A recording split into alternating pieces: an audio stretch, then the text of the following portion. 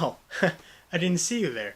It's no secret that I'm a huge fan of the Marvel Cinematic Universe. Heck, the first two major videos on my channel were me ranking the first 22 films in said series. But there's one film that I gave very little credence to, and I think gave a very unfair review towards. And that movie is The Incredible Hulk. So I'm going to be talking about 3 reasons why The Incredible Hulk may just be a little more important than us fans are letting on. It's also way too hot to be wearing this robe. Allow me to remedy that situation. Much better. Now, without further ado, here are 3 reasons why The Incredible Hulk are way more important to the greater Marvel Cinematic Universe than you might think. So, when we think about The Incredible Hulk, we think about a movie that doesn't really connect to the overall greatness that is the Marvel Cinematic Universe. But analyzing it recently, I've come across some crazy things that actually set in motion a lot of great character arcs. And of course, none other than Bruce Banner, who arguably has the best character arc throughout the entire Marvel Cinematic Universe. Let's think about it. In this film, because I think a lot of people keep forgetting that this Bruce Banner is this Bruce Banner for the rest of the Marvel Cinematic Universe. It's the same dude, just a different actor. His character arc is amazing because in this film, he wants nothing to do with the Hulk. Nothing. He wants to get rid of it. He doesn't just want to control it. He wants it to be removed from his body. To get rid of it. It's like a leech, a cancer that's inside of him that he wants gone. And, you know, he still hasn't come to terms with the fact that this is part of him now. Jump ahead to the Avengers, where he secludes himself in Calcutta to avoid any incidents, and has seemingly learned to control it, more about that later, but still doesn't want to use it for anything. He still wants to keep it inside and control it. Exactly that, control it. I think finally by the end of the Avengers, come Age of Ultron, he finally realizes what the Hulk is, and that it's a curse in its own ways, but it's also a blessing in many others. He can help others with this power, and I think he sees that and is going to use that from here on out. But you can still see the hesitation. When he had that massive incident after Scarlet Witch warped his mind, and he went through that rampage of that city, he pretty much reverts back to Avengers Hulk, Bruce Banner, I should say, where he doesn't want Hulk to come out, but he has accepted it, but still doesn't want to bring him out. But you need to. Jump ahead, we don't see Hulk until Thor Ragnarok, Bruce Banner and Hulk until Thor Ragnarok, and Hulk has been in control for 2 years. And when some very poorly edited Black Widow footage calms Hulk down enough to get Banner to come out, he is horrified of the prospect of transforming back into Hulk because he feels as though Hulk will cease to be. So that's another complicated wrench thrown into Bruce Banner and Hulk's whole dynamic, throughout the Marvel Cinematic Universe.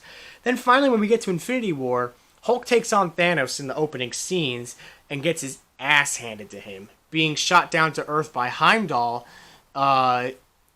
when Thanos' Black Order starts to attack New York City. Hulk refuses to come out for some unknown reason, and we have no idea why. And this trend continues throughout the movie, almost as if Hulk is scared to come out. So a very complicated situation arises where Bruce needs Hulk, so he can fight and help out in this war, but he's just not coming out, and leaving Bruce to resort to the Hulkbuster armor used in Age of Ultron to fight. And then finally in Avengers Endgame, he seems to have found a solution where after the 5-year gap of the snap, when they kill Thanos to modern day in 2023, he finally finds a solution and merges his body with Hulk. So it's like the brain and the brawn merged together, dubbed Professor Hulk. So I do think that the Incredible Hulk starts off one of the greatest character arcs in the Marvel Cinematic Universe. Don't mind the noise, my cat's just being annoying.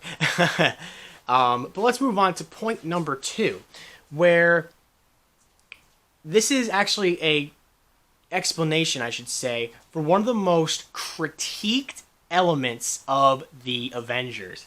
So we all know about Bruce Banner and the Avengers. After Hawkeye attacks the helicarrier, right? Bruce gets knocked down by a floor because of the explosion. And he seems to not want to transform, but does end up transforming. And so he really seems to be fighting and struggling against Hulk to come out, and he ends up losing that battle. Cut to the Battle of New York, and Bruce is suddenly able to control his anger in one of the best shots in any Marvel movie, where Hulk comes out and punches that Leviathan right in the face to cease it in its tracks. Now, a lot of people, you could see it. My most prominent example is CinemaSins, where he puts a sin against the movie because Hulk's all of a sudden, Bruce Banner's all of a sudden able to control Hulk. But look no further than this scene right here from The Incredible Hulk. I'll explain how it goes. Bruce is running through fields, isolated from everybody. He seems to be before he got to Calcutta and became helping people out with the sickness, with any sickness over there, using his doctorate to its advantage. You see him meditating, doing his breathing exercises that he learned all throughout The Incredible Hulk. He's breathing, and then finally the days without incident thing pops up on the screen, and it shrinks down to 0. Bruce opens his eyes, they are green, he smiles, cut to black. Now, a lot of people interpret that as Hulk beating out Bruce and unleashing himself upon the thing. But why would Bruce be smiling if he lost the battle to Hulk? Could it be Hulk that's smiling? Maybe. But what I take that as Bruce learning to control the Hulk. So for anybody who questions why Bruce in New York is all of a sudden just able to turn into the Hulk, willy-nilly, when after this scene he seems to really be struggling with it, allow me to explain. So, if you guys remember the conversation before Hawkeye attacked the helicarrier, everybody was pretty high-strung, a lot of name-calling, lots of fighting, and Bruce was getting very, very angry about the fact that S.H.I.E.L.D. was using the Tesseract to build weapons of mass destruction. Now, on top of Bruce being angry, I don't know anybody who would remain calm after being blown up and launched to the floor. I don't know anybody who would remain calm after that. So, control or not, the main gimmick of the Hulk is that he comes out when Bruce is in a high-stress situation or angry, and he was in both. So I feel like Hulk was going to come out regardless if Bruce wanted him to or not. Take this as an involuntary transportation. Yep, involuntary transportation. Involuntary transformation into the Hulk. And then in New York, when he needed Hulk to come out right then and there because this gigantic Leviathan was coming right for the Avengers, perfect timing to unleash the Hulk in control. So, for anybody who was questioning that big plot hole that a lot of people call that scene, you might want to watch The Incredible Hulk just so you can see the scene that I'm talking about before you go and make such a claim like that, because it's really not a plot hole, because I still personally believe that this smile right here is Bruce smiling because, yes, I've got you now. I've got you under control. So that's the second point that I have to make. And the third point is actually something that people don't really think about, and that's the end credit scene. Not this one, but this one. Think about all the hype from Iron Man, the first film in the Marvel Cinematic Universe. Think about the hype of seeing Nick Fury step out of the shadows talking about the Avengers initiative. That was pretty cool. And I'm not knocking down Iron Man's end credit scene at all. It's fantastic. But I think the Incredible Hulk's end credit scene is the most important to the greater Marvel Cinematic Universe. And here's why. Yes, it was amazing seeing Nick Fury there saying, Mr. Stark, I want to talk to you about the Avengers initiative. Cool. It was really, really cool because it's like, what? Are we going to get an Avengers movie? This is insane. Who knows what's about to happen? But the Incredible Hulk, right? We have Ross. He's sulking after Harlem. And just taking shot after shot after shot. In walks a figure, but we recognize the voice. And in comes Robert Downey Jr. as Tony Stark, a.k.a. Iron Man, to tell Ross, what if I told you we were putting a team together? Because the whole point of that end credit scene is that Ross is considering putting Emil Blonsky, the Abomination, into the Avengers. And yeah, no, Coulson and Sitwell, they do not want that, so they send in the consultant because from Iron Man 2, if you remember, Tony doesn't get recruited to the Avengers, he gets recruited as a consultant. So he sends him in. And that's why this scene is so important, and I think is the most important end credit scene in any Marvel movie. Because while Iron Man's was amazing and sets up the idea of a crossover franchise like the Marvel Cinematic Universe, the Incredible Hulk confirms it by having Tony there. It confirms it. You know, seeing Robert Downey Jr. there, it's like, whoa, what? So this is real. So this is going to be a thing. We are going to see Tony and Hulk and many more characters combine into one movie, an Avengers movie at some point. That confirmed it. And I really do believe that these three reasons make the Incredible Hulk way more important than people lead on. And as a fun little bonus, since I've actually really enjoyed dissecting this movie, here are 4 scenes that I would add to other Marvel movies to kind of reference the Incredible Hulk. They don't have to be complicated, they don't have to go into huge detail, because us fans of the Marvel Cinematic Universe who have seen the Incredible Hulk will pick up on their references and understand where the characters are coming from. So the first one I want to talk about is the Avengers. This is when Black Widow is recruiting Bruce Banner. Now there's already a reference to the Incredible Hulk when Natasha says, "We've kept some interested parties off of your tail," referring to Ross and his men. There's one more line, I think, that could have been slipped in there to kind of explain away a major aspect of the Incredible Hulk. And that's Bruce's heart rate monitor. If you guys remember from the Incredible Hulk, when Bruce's heart rate reaches 200 beats per second, he will Hulk out. So where did that go? I understand he learned to control it, but it would be a cute little throwaway line not a throwaway line, it'd be a cute little reference if, when Natasha's, talking about what's your secret, Pilates and, everything like that, before she said that, be like, and I noticed the heart rate monitor's gone, what's your secret, Pilates? Easy throw-in. You don't have to be like, you don't have to reference what it did and what triggered it once it got to 200. Just say real quick, and I noticed your heart rate monitor's gone. What's your secret? Pilates? Done. Fans of the Incredible Hulk and people who have seen the Incredible Hulk would be like, oh, right, he did have the heart rate monitor. So where'd it go? And then that's when Bruce would continue with, that's not the secret, and then the conversation would continue forward. So I think they could have added that in there just to kind of explain away such a crucial detail from that movie.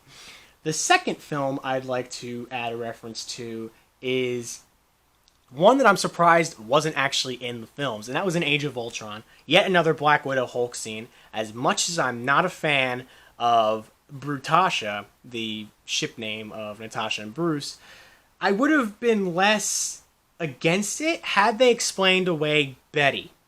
We all remember Betty. Betty is Bruce's love interest from The Incredible Hulk. And I just don't understand why they haven't explained her away yet. It doesn't have to be complicated. Much like the heart rate monitor line, here's what you can do. Once they start talking about the whole, Natasha starts to see that Bruce is just not feeling this relationship, she could be like, Bruce, what's wrong? What's bothering you? Tell me. And all Bruce would have to say is, I've tried love once before, and I ended up hurting that person. I can't do that to anybody else. You see that? Easy. Easy peasy. You don't have to talk. You don't even have to mention Betty's name. You don't have to say Betty. Fans will recognize and be like, oh, okay, he's talking about Betty. Easy line. You don't have to reference any names. Don't have to reference Ross. You don't have to reference anything. You just got to say, I tried love once. I hurt that person. I don't want to hurt you too. And that will turn, continue the conversation into, where am I not a threat? Where can I go where I'm not a threat? You're not a threat to me. Blah, blah, blah, blah, blah. Forced Brutasha relationship that didn't even last throughout the Marvel Cinematic Universe can continue. But it would have been a great way to kind of explain away Betty instead of just pretending like she never existed. The next movie is Civil War. Yet another really missed opportunity to jab and reference at Ross and Bruce's relationship, which isn't very good. So this would have been a perfect way to explain that. It's in the scene when Ross is showing them footage of New York, Sokovia, Washington, D.C., and finally Lagos, showing them all. And they're talking about how reckless the Avengers are and how they need to be put in check and how government aid and all that blah blah blah. Still don't agree with that. Team Cap forever. And when Ross asks, tell me, do you know where Thor and Banner are right now? He mentions Banner, somebody he was hell-bent on capturing because in his eyes he was property of the US government because of the failed super soldier experiment. And when Natasha doesn't say anything, Ross could have just poked in, see if I was still tracking him, he wouldn't be lost. That would have been so amazing because Ross is like this character who everyone is like hates because he's such an asshole. That would have just shown his arrogance. And I know he's, become Secretary of State, so he might have evolved from that angry army general, but it's still Ross. He still has that edge and thinks that he's better than everybody in everything he does. So it would have really been a great tribute, callback to that relationship, which I'm really surprised they didn't do. The same could go for like Endgame's the Tony Stark's funeral scene in Endgame, but I guess it's not the time or the place. But it's definitely in Civil War, he mentions Banner by name. You could have referenced their relationship by just that subtle jab. And finally, these are all real missed opportunities, by the way. Thor Ragnarok. It's one of the final battles. Fenris, I think that's the dog's name. I probably got that wrong. I'll flash it right here if it's wrong. Is fighting, is approaching the Asgardians. All hope seems lost. Bruce is still horrified to transform into the Hulk at fear of what will happen if... Sorry, I thought my microphone turned off for a second. What would happen if he turned back into the Hulk? Bruce Banner might cease to be. But finally, he sees that these people are in trouble, and he knows what needs to be done, knowing full well he may never come back. He's talking with Valkyrie. He's like, you wanted to know who I am. You thought I looked familiar. And what you could do is Valkyrie could see that Bruce is about to jump, and she could be like, what are you, crazy? And then Bruce will be like, don't worry, I've done this before. Come on. That would have been so funny. I've done this before. 4 little words. 4 little words. Because, of course, that references the battle in Harlem where Bruce throws himself out of a plane to trigger the Hulk. He does the same thing here. He throws himself out of a plane to trigger the Hulk. You don't have to go into detail like, yeah, a few years back I fought a creature in Harlem who looked exactly like me because he also wanted to harness the power of a failed super soldier serum, so I jumped out of a plane to see if it would trigger the Hulk. And I landed on the ground and everybody thought I was dead, but my fist burst through the floor and I transformed. You don't have to do that. You don't have to do that at all. All you have to say is, I've done this before. And there you go. There you go. So I just wanted to throw that in there as a little treat because I think I've gained more appreciation for the Incredible Hulk as I've analyzed these points. But just to recap, Bruce's story arc is definitely helmed by this movie. You can't look at Bruce's overall story arc and start with the Avengers, The explanation of why Bruce is suddenly able to control his anger, control the Hulk in New York, in Avengers, and the end credits scene are 3 massive reasons why the Incredible Hulk is way more important to the Marvel Cinematic Universe and needs to be paid attention more. There are many other things that can be said about the Incredible Hulk too. Like, I know they've referenced the Battle of Harlem, they referenced the alternate opening where Bruce puts a bullet in his mouth and transforms to the Hulk on that icy glacier and it uncovers Cap's shield, which I think is a bit of a stretch because I've watched that scene, I've paused it, I've never seen Cap's shield. I think it might be Photoshop, but it'd be cool if it was actually there. I know there are other references, but those 4 that I mentioned would just be cute little nods to a movie that everybody seems to forget. And that's all I have to say about that. So if you haven't seen The Incredible Hulk yet, definitely check it out. And take everything that I've been saying into heart when you do view it. Because maybe it'll change your outlook on it. Maybe it'll change how you see it fit in this massive 23, soon to be 24 film story arc. Look forward to Black Widow coming out in theaters later this year. Look forward to Falcon and Winter Soldier coming to Disney Plus. Way more things that can expand this Marvel Cinematic Universe. I'm still very excited to see what Phase 4 brings in terms of new characters, new story arcs. Like, are they going to set up the next Thanos? So many things. But just never forget about the Incredible Hulk, the forgotten child of the Marvel Cinematic Universe. I just wanted to take a little break from playing with pocket monsters and get back to the roots of my channel, which was always a movie review channel. So I hope you guys enjoyed. I had a lot of fun researching for this. Just watching the film again, analyzing those 3 major points, and sharing it with you guys. Yeah, you don't have to take anything I say seriously. It is a fictional universe, but to hardcore fans, maybe you'll give it a second look. As always, I hope you guys enjoyed very, very much. I'll be back with part 9 of the Pokemon Let's Play. And yeah, with that being said, everybody, I forgot the clapboard. See, I'm a rookie at this. I'm a rookie at this now. It's been such a long time since I've done the movie review. So, Hulk smash.